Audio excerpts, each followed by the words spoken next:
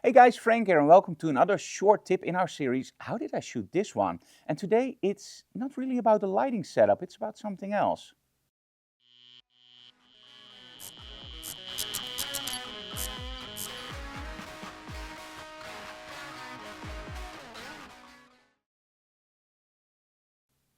Now, during the workshops, I always try to do different things, and that can be with modifiers, or that can be, for example, with weird modifiers, like a Fresnel. It's not really a weird one, it's an awesome one. Or maybe we use vintage lenses with, for example, the Techart or the photodiox adapter, so you have autofocus with your old lenses on your modern camera. Yeah, if you want to know more about that, look on our YouTube channel, we have some videos about that. But today, it's actually about something really simple, about finding the right angle to shoot from. Now, do you realize that a lot of the images that you shoot, especially when you start out with photography, are from eye's perspective? Because this is how we see the world, right? We just look at something, we see it, and we take the picture. Now, how often does it happen that you take the perfect picture on your holiday and you go like, this is a prize winner, this is the one, this is amazing, this is perfect. And then you come home, you look at those images and you go like, where's that prize-winning images? I already called National Geographic, where is it? And then you find this one image where you go like, yeah, but that's totally not interesting. And then you realize, that's the image that I shot. And that's because there's a huge difference between our eyes and our photographer's eyes. When we shoot models or when we shoot photos or video, we want to make sure that we use different eyes. And what do I mean with different eyes? The camera doesn't really see depth. The only thing a camera sees is something that's closer, it renders it bigger. Something that's further away, it renders it smaller. So when you use a zoom lens, you compress your set, right? So everything looks nice and tidy. Or in other words, if you have your model and she spreads out her arms, she fits on that background paper. If you use a wide-angle lens, she doesn't fit on that paper. But there we go. When you use the wide-angle lens, she doesn't fit on that paper, right? But when you use a zoom lens, or you compress, she fits. So that already proves that both lenses gives you a totally different way of looking at a scene. And we call this perspective. Now, if you are into landscape photography or architectural photography, you know the term leading lines.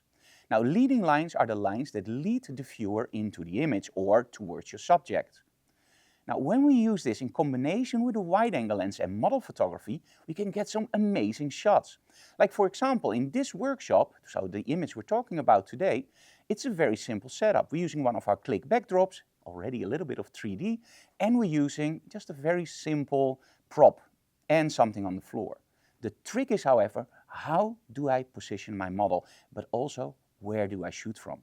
If I shoot this from a distance and I compress everything, it looks boring. If I make my model just sit straight, it looks boring. But by angling my model slightly towards the camera, choosing a very low angle, and also using a wide angle, you get this beautiful leading line, starting at the foot of the model, just going all the way up to the model. And then of course, Claudia with her red hair, she really draws the attention. But there's also something else.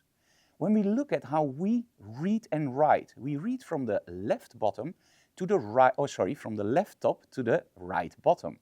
So that also means that if you as the photographer create something where you capture your viewer in this area, they can't leave the image. This is also why you always see that red logo from us on the left bottom side, because people start at the left top, they go all the way down and then they see our logo and they go like, hey, that's nice, and they go back in the picture again. So a lot of my images, you will see my models looking the same way. Now that doesn't mean I do this all the time, but it gives you a beautiful way of using your leading lines. So let's take a look at the lighting setup, because you also want to see the lighting setup, of course, but do take notice when you see the final shots about the angles that I shot at. And those shots, well, all give you a different angle of view. And that's where you can experiment with and where you can create really creative shots with. So let's take a look at the behind the scenes video.